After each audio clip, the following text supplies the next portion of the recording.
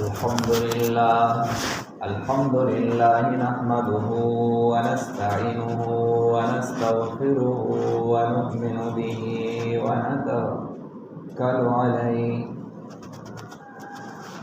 ونعوذ بالله من شرور أنفسنا ومن سيئات أعمالنا من يهده الله فلا مضل له ومن يضلله فلا هادي له ونشهد أن لا إله إلا الله وحده لا شريك له ونشهد أن سيدنا وسندنا وحبيبنا محمدا عبده ورسوله أما بعد فأعوذ بالله من الشيطان الرجيم بسم الله الرحمن الرحيم قل للمؤمنين يغضوا من أبصارهم ويحفظوا فروجهم وقال النبي صلى الله عليه وسلم الإيمان بضع وسبعون شعبة أفضلها قول لا إله إلا الله وأدناها إماتة الأذى عن الطريق والحياء شعبة من الإيمان أو كما قال عليه الصلاة والسلام صدق الله العظيم وبلغنا رسوله النبي الأمي الكريم ونحن على ذلك لمن الشاهدين والشاكرين والحمد لله رب العالمين اللهم صل وسلم دائما أبدا على حبيبك خير الخلق كلهم هو الحبيب الذي ترجى شفاعته لكل هول من الأهوال مقتحم بزرگان محترم اور برادران عزیز، جو حدیث میں نے آپ کے سامنے پڑھی اس میں نبی کریم صلی اللہ علیہ وسلم ارشاد فرماتے ہیں کہ ایمان کے 70 سے زیادہ حصے ہیں، شعبے ہیں، ان میں سے سب سے افضل لا الہ الا اللہ کہنا توحید کا قائل ہونا ہے، اور سب سے ادنا شعبہ وہ اماطۃ الاذی عن الطریق، راستے سے تکلیف دہ چیز کا ہٹانا ہے۔ گویا کہ ایمان لا الہ الا اللہ سے شروع ہو کر اماطۃ الاذی عن الطریق پر آ کر مکمل ہو جاتا ہے۔ جب انسان لا الہ الا اللہ کہتا ہے، توحید کا قائل ہو جاتا ہے، وہ ایمان کے دروازے سے داخل ہو کر ایمان کا سفر شروع کرتا ہے، اور جب ایمان کے درمیانی شعبے طے کرتا جاتا ہے تو ایمان مکمل ہوتا جاتا ہے۔ جب ایمان مکمل ہونے کا قریب ہوتا ہے تو اماطۃ الاذی عن الطریق، پھر لوگوں کے راستوں سے تکلیف دہ چیزوں کو ہٹاتا ہے، اماطۃ الاذی عن الطریق کرتا ہے، تو یہاں آ کر ایمان مکمل ہو جاتا ہے۔ پھر نبی علیہ السلام نے آگے ارشاد فرمایا والحیاء شعبۃ من الایمان، کہ حیا یہ بھی ایمان کا ایک بہت بڑا شعبہ ہے۔ نبی علیہ السلام نے ایمان کے ابتدائی شعبے توحید کو بیان فرمایا، پھر آخری شعبہ اماطۃ الاذی عن الطریق کو بیان فرمایا، پھر درمیان میں جو 70 سے زائد کچھ اور شاخے اور شعبے تھے ایمان کے، ان سب کو چھوڑ کر درمیان میں سے نبی علیہ السلام نے حیا کو بیان فرمایا کہ یہ درمیانی شعبوں میں سے ایمان کا جو بڑا شعبہ ہے وہ حیا ہے، حیا ہے۔ تو گویا کہ ایمان کا ایک بہت بڑا حصہ یہ حیا ہے۔ اگر کسی آدمی میں حیا نہیں تو اس کا ایمان ناقص ہے، مکمل نہیں۔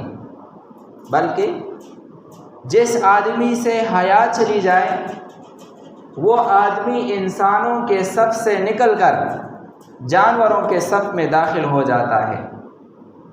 نبی کریم صلی اللہ علیہ وسلم نے اس کی طرف ایک دوسرے روایت میں اشارہ فرماتے ہوئے یہ بتایا، فرمایا کہ ایک زمانہ ایسا آئے گا کہ انسان انسانیت کی صف سے نکل کر گدھوں کے صف میں شامل ہو جائے گا، کہ جو گدھوں اور گدھیوں کا آپس میں تعلق ہے اور رواج ہے، طور اور طریقے ہیں، وہ انسان میں داخل ہو جائیں گے۔ تب ہوگا یہ کہ جب حیا انسان سے رخصت ہو جائے گی۔ تو گویا کہ ایمان کے بچاؤ اور اس کی تکمیل کا ایک بہت بڑا جو حصہ ہے اور ذریعہ ہے وہ حیا کی حفاظت ہے۔ شریعت نے حیا کی حفاظت کے لیے پہرے بٹھائے ہیں کہ یہ حیا انسان سے رخصت نہ ہو جائے،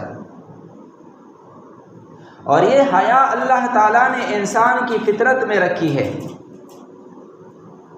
حضرت آدم اور حضرت حوا علیہم السلام جب جنت میں تھے اس وقت تک شریعت کے احکامات بھی ان کو تمام نہیں دیے گئے تھے۔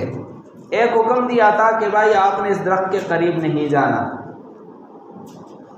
کوئی تعلیم و تعلم کا سلسلہ بھی شروع نہیں ہوا تھا، کوئی ان کو بڑی شریعت کا بڑا حصہ نہیں دیا گیا تھا۔ لیکن جب ان سے وہ لغزش اور وہ اجتہادی غلطی ہو گئی تو جنتی لباس اترنا شروع ہو گیا۔ تو حضرت آدم اور حضرت حوا علیہ السلام دونوں نے اپنے جسم کو جنت کے درختوں کے پتوں سے ڈانپنا شروع کر دیا۔ ابھی یہ بات ان کو کس نے سمجھائی تھی کہ بدن کو ننگا نہیں ہونا چاہیے؟ اللہ نے تو یہ احکامات دیے نہیں تھے، تعلیم اور تعلم کوئی اور معاشرے کا رواج بھی نہیں تھا۔ تو حضرت آدم اور حضرت حوا علیہ السلام کا بدن کو ننگا دیکھ کر فوراً جنت کے پتوں کو اپنے اوپر لپیٹنا شروع کر دینا، یہ اس بات کی طرف اشارہ ہے کہ یہ حیا، جسم کو ڈانپنا، یہ اللہ تعالیٰ نے انسانی فطرت میں داخل فرمایا ہے۔ دیکھو، کل مولود یولد علی الفطرہ، کہ اللہ تعالیٰ ہر انسان کو فطرت انسانی پر پیدا فرماتے ہیں۔ جب بچہ پیدا ہوتا ہے تو اس کی جو فطرت ہوتی ہے وہ صحیح فطرت سلیمہ اور صحیح انسانی فطرت ہوتی ہے۔ ابھی بچہ جس کو کوئی پتہ نہیں ہے، کسی اکیڈمی سے کسی بھی ادارے سے وہ پڑھا ہوا نہیں ہوتا، شریعت کے احکامات کا بھی اس کو پتہ نہیں ہوتا، اس کے اندر عقل بھی پوری نہیں ہوتی، لیکن پھر بھی اس کے جسم کو ننگا کرو، اس کے ساتھ تم ایسی باتیں جو بے حیائی والی باتیں ہیں کرو، وہ بھی شرماتا ہے۔ اس کو یہ شرم کس نے سکھائی؟ یہ اسی بات نے کہ اللہ تعالیٰ نے حیا انسان کی فطرت میں رکھی ہے۔ تو یہ حیا، الحیاء شعبۃ من الایمان، حیا ایمان کا ایک بہت بڑا شعبہ اور حصہ ہے۔ اس کے بغیر ایمان نامکمل ہے۔ ایمان کی تکمیل کا ذریعہ حیا کی حفاظت ہے۔ اور اللہ کے حبیب صلی اللہ علیہ وسلم جو ایمان کے 70 سے زائد شاخوں میں سے حیا کو چن کر الگ بیان فرما رہے ہیں، یہ اس طرف اشارہ ہے کہ حیا نہیں ہوگی تو پھر گناہوں کا سیلاب امڑ آئے گا، پھر گناہوں کا روک تھام ختم ہو جائے گا۔ یہ حیا ہی ایسے ایک برک ہے، حیا ہی ایک ایسا بند ہے، حیا ہی ایک ایسا پیرادار ہے جو اللہ نے انسانی کے دل پر بٹھا رکھا ہے۔ انسان جب بھی اللہ کی نافرمانی کی طرف قدم اٹھاتا ہے، جب بھی غلط کام کی طرف جاتا ہے، یہ حیا انسان کو روکتی ہے۔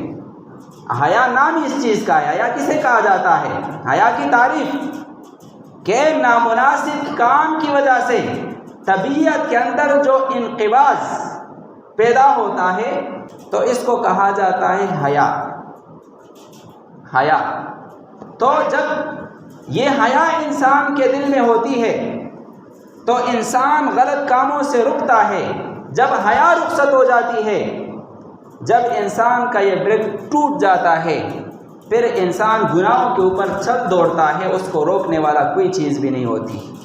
نبی کریم صلی اللہ علیہ وسلم کی حدیث مبارکہ میں ہے اذا لم تستحی فاصنع ما شئت، بخاری شریف کی روایت ہے کہ بندے جب تجھ میں حیا نہ رہے، جب تو بے حیا ہو جائے، فافعل ما شئت، پھر جو چاہے کر گزر، پھر تجھے کوئی پرواہ نہیں ہوگی۔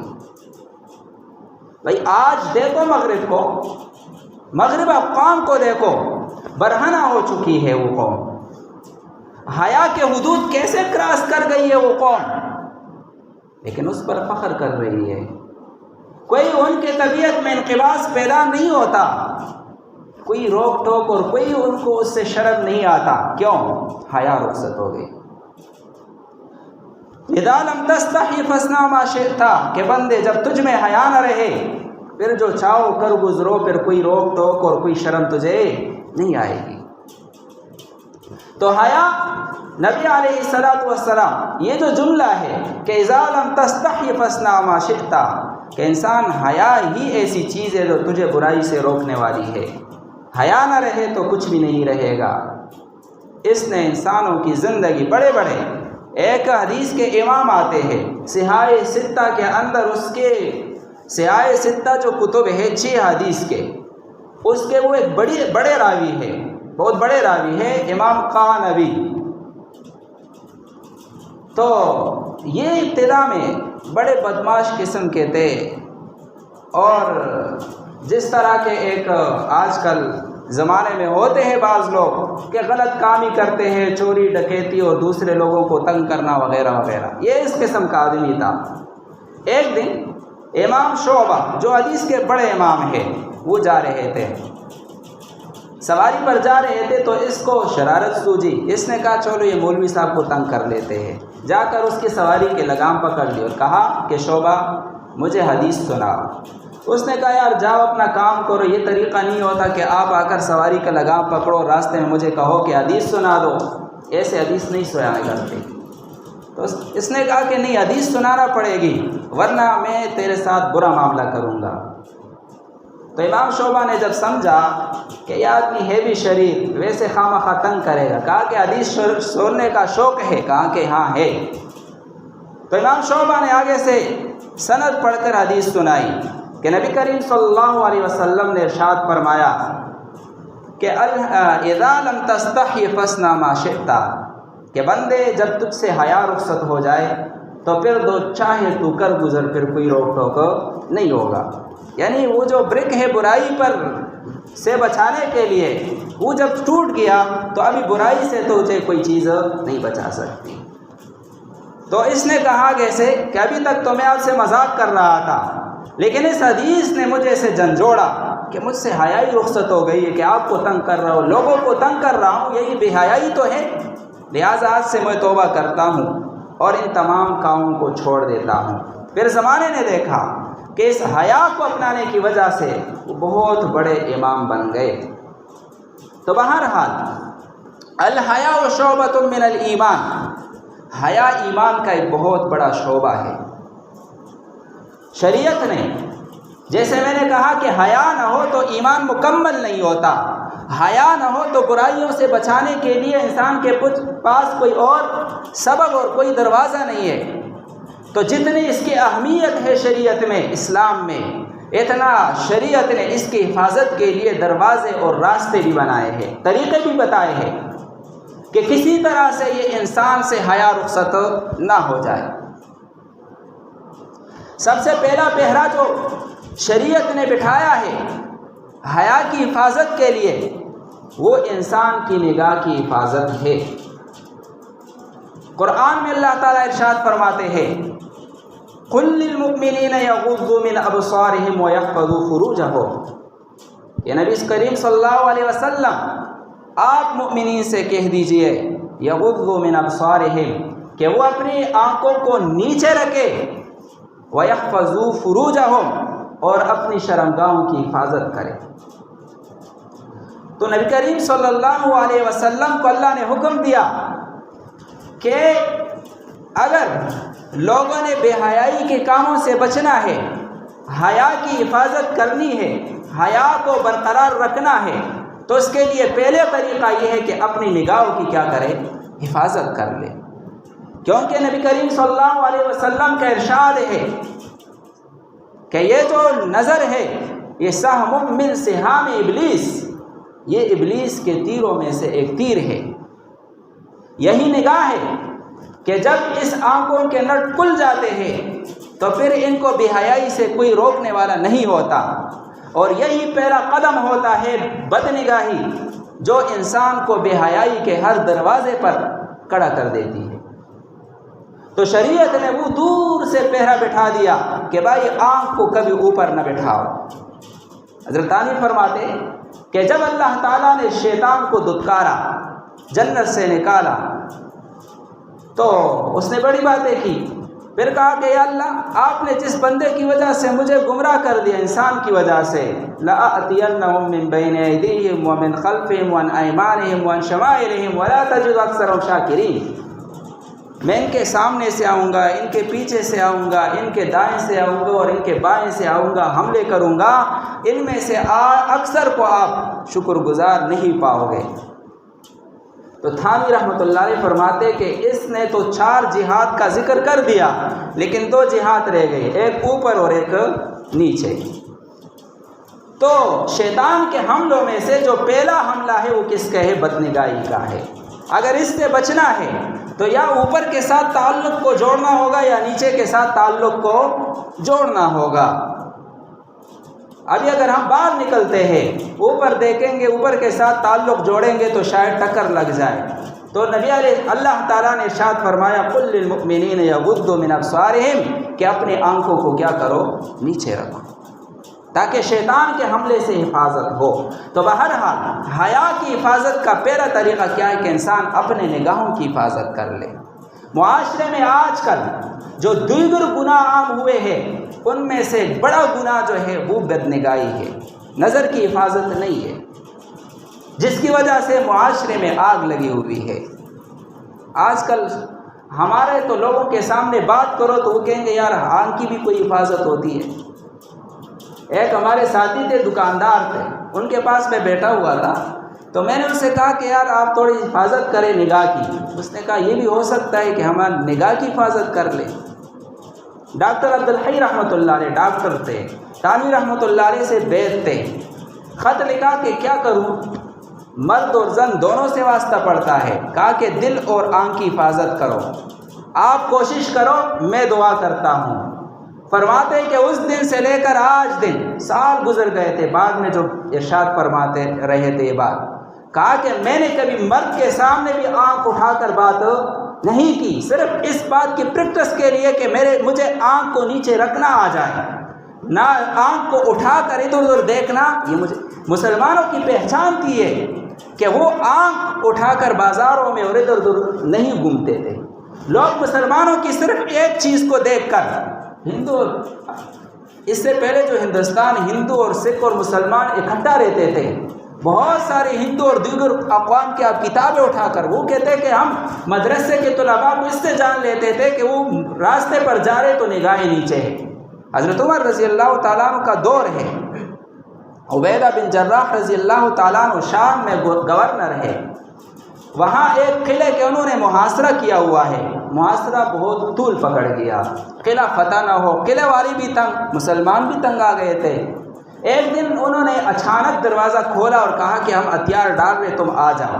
اصل میں انہوں نے ایک چھال اور انہوں نے ایک مکر کیا تھا، وہ یہ کہ انہوں نے کہا یہ مسلمان مجاہدین گھروں سے دور ہیں، کافی عرصہ ہو گیا ہے، لہٰذا تم ایسا کرو کہ ان کو جب یہ قلعے کے اندر داخل ہو جائیں گے ان کو بازار سے گزارو، بازار کے دونوں طرف جو جوان لڑکیاں ان کو بند سور کر وہاں بٹھا دو، تو اور ان کو یہ حکم بھی دے دیا کہ یہ مسلمان مجاہدین داخل ہوں گے، یہ تمہارے ساتھ جو بھی چھیڑخانی کرے تم نے روکنا نہیں۔ تو کہا یہ نوجوان لوگ یہ لڑنے والے ہیں، مجاہدین ہیں، گھروں سے دور ہے، کافی عرصہ ہو چکا ہے، یہاں جب آئے گی ایسی لڑکیاں دیکھیں گی ان کے ساتھ فتنے میں مبتلا ہو جائیں گے، ہم حملہ کر کے ختم کر دیں گے ان کو۔ عبیدہ بن جراح رضی اللہ تعالیٰ نبی علیہ السلام فرماتے ہیں نا کہ اتقوا فراست المؤمن، کہ مومن کی فراست سے ڈرا کرو۔ اللہ نے ویسے دل میں ڈال دیا، کہا کہ یار یہ کیسے ہو سکتا ہے، ابھی تک انہوں نے قلعہ نہیں کھولا، اتنے ہم نے حربے استعمال، ابھی اچانک کہتے کہ ہم ہتھیار، کچھ نہ کچھ ہے۔ بہرحال مجاہدین کو خطاب کیا، صرف ایک آیت پڑھی، کہا کہ اندر داخل ہوتے وقت یہ آیت پڑھو اور اندر داخل ہو، قل للمؤمنین یغضوا من ابصارہم ویحفظوا فروجہم، کہ مومنین سے کہو کہ اپنی آنکھوں کو نیچے رکھے اور اپنی شرمگاہوں کی حفاظت کرے، اور کہا کہ اندر داخل ہو جاؤ۔ مسلمانوں کا پورا لشکر اس بازار میں سے گزر گیا، کسی مجاہد نے اوپر آنکھ اٹھا کر نہیں دیکھا۔ اللہ تعالیٰ نے اس فتنے سے صرف نظر کی حفاظت کی وجہ سے مسلمانوں کی حفاظت فرمائی اور قلعہ فتح ہوا۔ یہ نظر کی حفاظت ہی تھی کہ اتنے بڑے مصیبت سے مسلمانوں کو بچا دیا۔ تو بہرحال حیا کی حفاظت کا پہلا طریقہ کیا ہے؟ آنکھ کی حفاظت کرنا۔ دوسرا طریقہ مختصراً ذکر کرتا ہوں، اس پر پھر کبھی گفتگو ہوگا، وہ ہے عورت کا پردہ۔ عورت کا شریعت نے عورت کے پردے کا اتنا اہتمام کیا ہے کہ نماز جیسی عبادت انسان آ کر جماعت کے ساتھ مسجد میں پڑھے تو گھر میں ایک نماز کا ثواب تو مسجد میں آ کر پڑھنے سے 27 درجہ ثواب بڑھ جاتا ہے۔ لیکن نبی علیہ الصلوۃ والسلام نے اپنے دور میں، جب امام کون تھے؟ محمد الرسول اللہ تھے، اور مقتدی کون تھے؟ صحابہ اکرام ابو بکر اور عمر اور عثمان اور علی تھے۔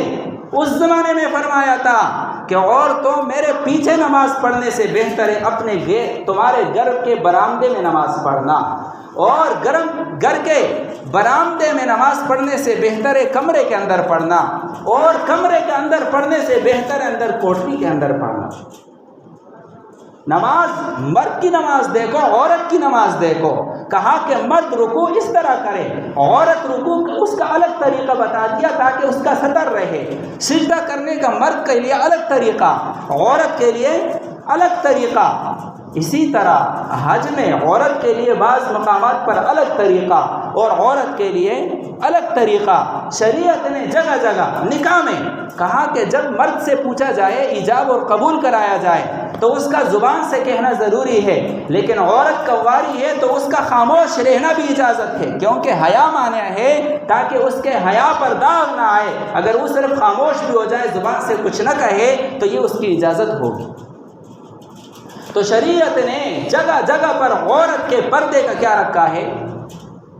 خیال رکھا ہے، اور اس پر جو ہے تاکیدی پیرے بٹھائے ہیں کہ کسی طرح عورت بے پردہ نہ ہو اور اس سے حیا رخصت نہ ہو۔ آج جو زمانے میں دوسری بڑی خرابی ہے وہ ہے بے پردگی۔ ہم اچھے خاصے نمازی ہوتے ہیں، ہم پردے کو جانتے نہیں ہیں۔